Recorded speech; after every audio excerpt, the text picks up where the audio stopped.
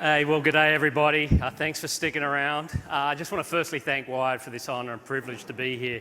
And a big shout out to my team back in LA who are doing all the heavy lifting that allows me to come up here and present the great work they're doing. The world of human optimization, human performance is the space we play in, and it's a pretty complex space. So I just wanted, with your permission, start with a little video to set the sort of broader context and philosophy of how we think about performance, and then get down to some of the basic sort of nuances of performance and creativity and how we tie those two worlds together. So we'll just roll that video.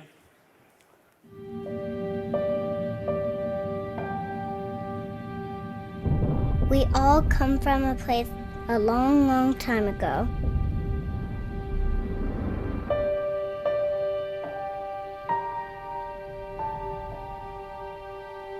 A place that doesn't exist anymore.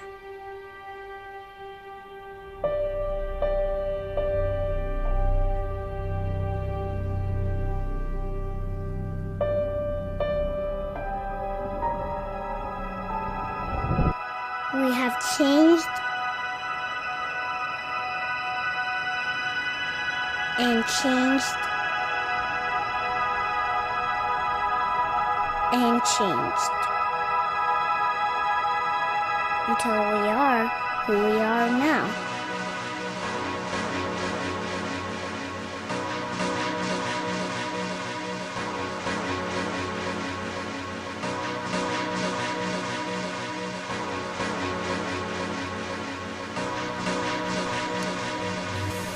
Are we still changing? Did it go to the moon? People are inspired by high performance. People expect and love seeing every generational shift and change.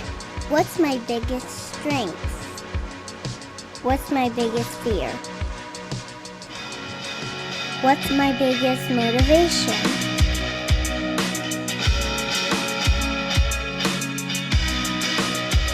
The three big themes we set up were the mental game, the medical side, and also some physical training and new techniques. If you can fix one thing over one hurdle, you're going to fix that over 10 hurdles, and those add up.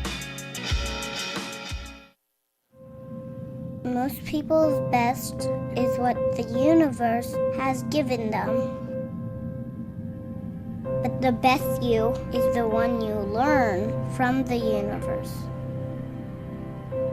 If you can control the way that you feel, these are tools that everybody uses in high performance. The best in the world are highly creative. They're trying to figure out how to do things a little differently. They're trying to create new tricks. Not just with new skills they've taken, but the whole training environment and the expectations they have of being a Red Bull athlete and where they want to be. Will we be so different a long time from now? Every day, we are one step closer. One step closer until we understand it all.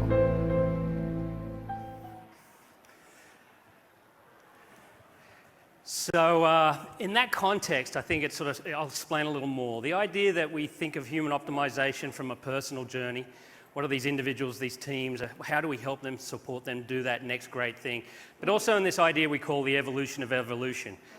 Can we listen and learn from these communities to enhance our understanding of what it takes to push that edge and be that best person or best version of yourself you want to be? And through that information, can we explore the boundaries and accelerate that development? So the model is pretty straightforward, and I'll get into it. We based it on a best-in-class approach. We're kind of talent agnostic. We don't care what you're good at. We're just fascinated in how you got there. So we look across all dimensions of talent, and we support a community within our pool at Red Bull of athletes, artists, even entrepreneurs, esports, all those extraordinary people that come to us with a dream and a vision.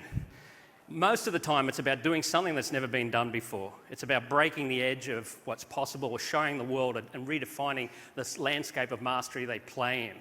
So we use this best-in-class approach to sort of aggregate and learn from this community, and essentially I want to emphasize that. We learn, we sit and we listen.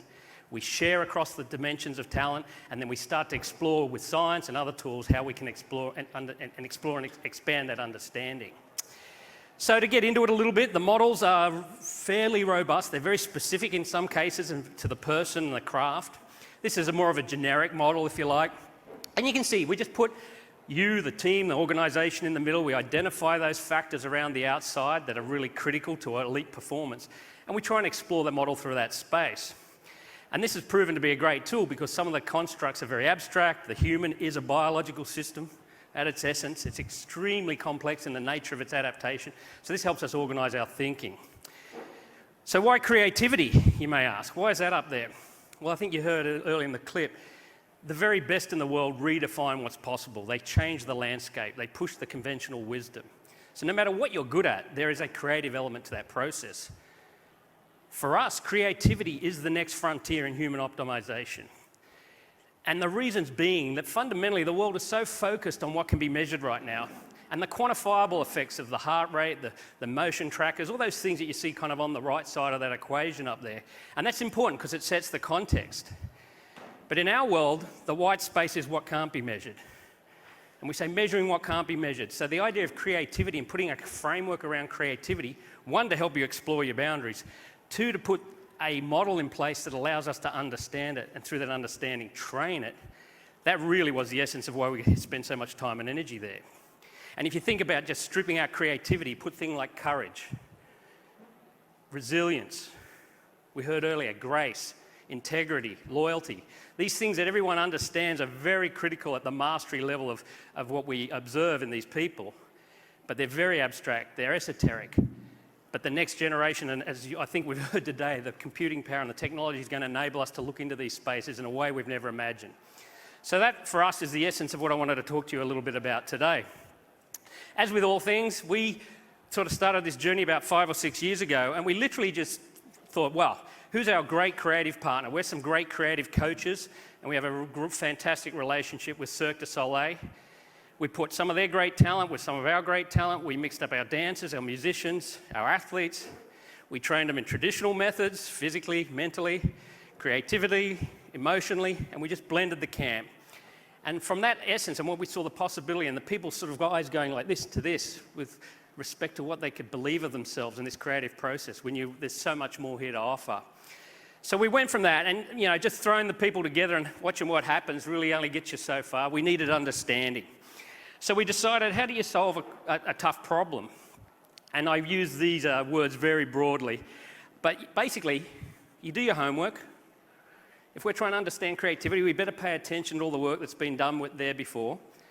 You then go and ask the experts. You try and get a bit of reference for the research you may be looking into. And then nowadays, you've got the opportunity to ask all your mates what they think. And we thought, wouldn't it be wonderful if we kind of brought this together in a way that sort of explored this edge, and could we develop a model that would actually manage these more fundamental topics of performance that are very hard to measure? So to get into it, we started a project several years ago called Hacking Creativity, and it still lives and breathes, and it's open to everyone. It really just is a work in progress. And we thought, under the caveat of artificial intelligence, let's just bring together all the research through machine reading into one place, organize it, and provide it as a tool. You can go through, you can look at it, and if you click on the nodes, you can kind of see that each node is an actual research article related to the creative process, and just provide some sort of framework. Now, it just sits there right now. We actually haven't applied any deep learning or any of those techniques to it yet, but it was the first step in this. And what we thought was thrilling was this was just as a tool, it started to explore the conversation and open up the conversation in ways we hadn't imagined at the inset of the programming. But we realized that was only a bit of the equation. If you go back to that 3-part model, we were missing that deep insight from the masters. And we were thrilled at a point to have access to Norman Seif's work. And if you're not familiar with Norman, for about 50 years, he's been interviewing the top masters in music and culture and sort of recording this in a staggering portfolio of talent. And we realized that if we could capture the essence of that process and ingest it into the same machine, it would be such a powerful addition. So just to give you a sense of one of the key mandates we got from Norman was to look at creativity across the broad spectrum of disciplines. And you kind of see the insights we started to get here. With a certain amount of uncertainty. Oh, absolutely. You have to be. Yeah, you have to be. The way I describe it to people in the business we are in exploration, you have to have your head in the clouds, but you have to have your feet on the ground. If we push the limit and fail, that should not intimidate us.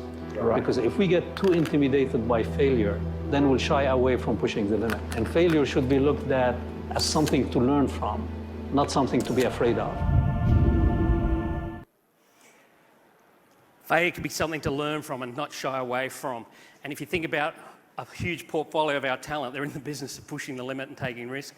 But we were missing one thing there. The deep masters, the people that have made a career out of being at the edge of their creative boundaries. So we wanted to obviously include that. And this was captured beautifully in one of his other clips that we used for this sort of demonstration. All instruments whip you, because sometimes they won't do what you want them to do. Of course, the instrument will say, no, it ain't me, it's you. Right. The instrument talks back. You never can overwhelm an instrument. All you can do is get to the, you can bring yourself to your own competence. But there's always more left in the instrument. Yeah. Do you understand what I mean? Sure. You will never get out all of this piano what's in here. Yes, You know, absolutely. an instrument can bring you to your limits. Yeah, but I mean, isn't that really what creativity in a sense is about? Yeah, if you can think of it. Right. See, that's the key. Right. You know, making it, to create it in your mind. It's the tool for transformation. Yes, yes. There Correct. you got it. That's a great way to put it. See, now why not think of that? And I think you'll agree that the richness and just the gorgeous commentary that people like that have isn't in the research papers. So how do we bring those two worlds together? And so what we did is we set about looking and identifying about 500 innovators, people at the edge of a very broad array of disciplines in the creative space. And we then said, let's ask them the questions, some similar set of questions. Let's get them to upload the media, the sort of products, the websites, the things that inspire them creatively, and see if we can capture a little bit of that. This is Rodney Mullen behind us. For many of you probably don't know, we're the father of modern skateboarding, extraordinary creative individual. So we have this platform where we had the research sort of ingested through the machine. We had the 500 quote-unquote interviews and surveys and their sort of metadata. And so we started to bring this conversation to life. What's really wonderful is since we left it up and it sits online there, people were starting to participate. Quietly, about 8,000, even more now at this point, have sort of submitted their own versions of creative process and how they create. So we've got this model now where we have the three elements, and now we've got to figure out how to bring it all together. And so what I wanted to finally finish up with you today was a little bit of the findings that we started to see from this sort of experiment, as you like. And one of the first things was really interesting. Across the 500 innovators we identified, there was this patterns that started to emerge, as you can imagine. This idea that there was a dozen or so different ways they all created, each very unique and personal, which had its own power, but really sort of spoke to this idea that there wasn't just the one pathway, or you weren't innately born with this talent per se. I think what was really powerful about this was as you dove deep into each of those nodes, and these are now people, not research articles, you started to be able to walk along their journey a little bit and just get the insight from their own experiences in creative design and innovation. And that was the essence of what we were looking for. But even then, there was some very surprising, and you may say not that obvious findings, but the one that sort of stuck out in the early stages was we had two rocket scientists, literally, and their creative style was completely opposite. One liked the solitude, to lock themselves away, to sit down and just muse over the problem. The other liked the big open sort of environment, the dynamicism of the conversations. But they've still both got to the same pace in their career at the edge of that sort of space research model. So that to us was very empowering. And so we took it from there and we started to explore it across the 500 innovators and compared them to the 8,000, let's call them normal people that participate in the platform. And this is literally hot off the press. And the caveat that this is all new science and the science team is literally just starting to dig through this model. But this was, for me, a really exciting finding. We sort of see the 500 people who make a living out of being on the creative edge of their mastery. And then you have kind of the broader community look more similar than they do differently. And this, to me, kind of glass half full kind of approach was, is that a sort of reflection of this innate capacity we all have? Is there some untapped potential there that some people are realizing and others aren't? For us, this was just a screamed opportunity. So we're really sort of excited to see what really unfolds from this and start to, as we bring these sets together, learn more and more. But at the end of the day, take a step back. Working with these extraordinary people who push the limits, as I said earlier, who redefine what's possible. What else have we learned about this sort of innovation and how they do that? And it's been amazing to me, and it's a real privilege, as I said, to learn and listen about these people and what they do to get to their dreams and their goals. And one of the amazing things you have to respect and admire is the courage it takes. the courage it takes to put yourself out there, to back your own idea, that really was an innate thread across all of these populations. And so what does that mean? Well, these people have mastered risk. They come out of environments where pushing the edge is celebrated. People supporting them, progress them a little bit beyond their capabilities and put a safety net to bring them back when it doesn't work out. So failure, as you heard Charles speak about, all these elements were so obviously developed in these communities and were sort of a great lesson and reminder to us, and as I said, with deep respect and admiration to the courage it takes to do that. So what do we do with this information? That was the final sort of conversation and where we are today. I think if you're trying to develop that capacity within your business or within yourself, you think about the personal element of that, the human in that equation. Are the systems in place to allow them to push the edge? Is there a network to grab them if they make a big mistake so you can pull them back and explore why that happened and then use that as a learning to move to that next step? Maybe do you really understand what motivates them creatively and how they create? And can you set that framework up for your team so that you get the most out of all those individuals? To us, that's where we still are today. We still just go out and throw the crew together and do stuff, but now with this greater insight and broader perspective, we're hopeful that we can start to bring another level of sort of education and understanding to it. And so ultimately, I think it sort of behoves all of us to sort of remember that adventurous spirit, remember the power of understanding who people are and allowing them to develop their full potential. And if we can start to get our heads around some of these broader topics, and as the field of human optimization becomes more and more real every day, can we continue to create those types of situations that allow people to push the edge and explore their boundaries? And for me and the rest of the team, how do we manifest and sort of support that environment for that next generation as sort of we take that next great step as a race? So for us, that's all it's all about. So I thank you again today for your time, and hope the rest of the day is fantastic for you. Cheers.